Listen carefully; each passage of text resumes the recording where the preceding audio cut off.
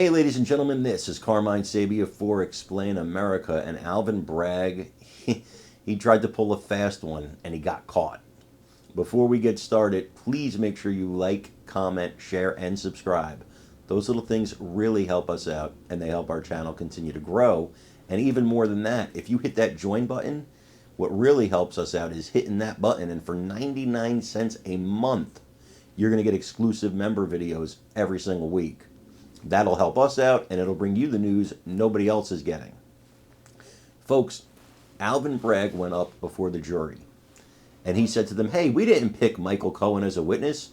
We didn't go to the witness store and just pick him out. No, Trump picked him. Trump picked him to lie and cheat and steal for him. Well, here's a guy on CNN, Ellie Honig, saying, that's bull. That's bull. You absolutely picked him. He's the witness you picked. This is the guy you've hinged your case on. A liar, a convicted liar, a convicted perjurer, an admitted thief. That's your main witness. Your other main witness is an extortionist. These are your witnesses. You picked them. The prosecution didn't pick them. They didn't fall out of the witness tree. You went out and sought out their testimony, and you coached them. You coached them on what to say to the jury, which is normal. Prosecutors do that. You coach your witnesses. They absolutely coach these witnesses. So they knew exactly what they were getting. This isn't a surprise. They weren't stunned by Michael Cohen. They weren't stunned. The only thing they might have been stunned about is the fact that he admitted he's a darn thief. That he stole over $60,000 from the Trump organization. That he's the greatest liar of all time. The gloat, as the defense attorneys have called him. Perhaps one of the greatest liars in history. And one of the worst witnesses. But that's not the prosecution's fault, Alvin Bragg. That's your fault. You're a dang liar. And to watch CNN take you down, oh, that's even more beautiful. Let's take a look at it.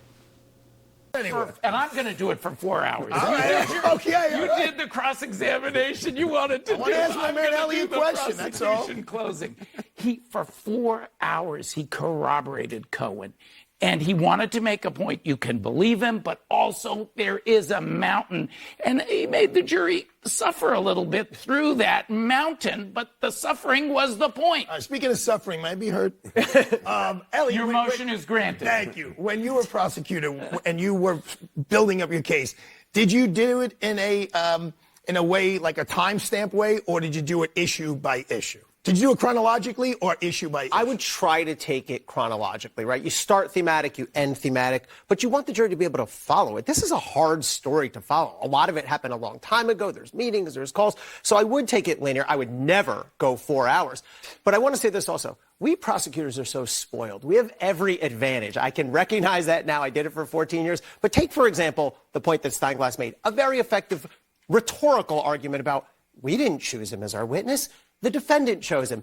That's bull. The prosecution chose him when they chose to charge this case. They own him. They're the ones putting him in front of the jury saying, believe him beyond a reasonable doubt. But Steinglass, and me in my old days, knows that we get the last word, and they're not going to be able to make that rebuttal. And they're the ones who decided not to charge him for stealing $30,000 from this exact transaction. But, Donald Trump is the one who chose to surround himself with a certain type of people. And Michael Cohen was one of them. And Michael Cohen seemed to flourish under the system and the cast of characters that Donald Trump wanted to surround himself. And assigned him to one of the most sensitive undertakings that happened in the 2016 campaign, yes. Which is much as the defense tried to downplay the 2016 Access Hollywood tape. We were all there. We all witnessed it. Michael Cohen was in charge of dealing with that. Yeah. We're going to take a break. John Berman, thank you. Coming next, we're going to speak to the attorney for Stormy Daniels, who's alleged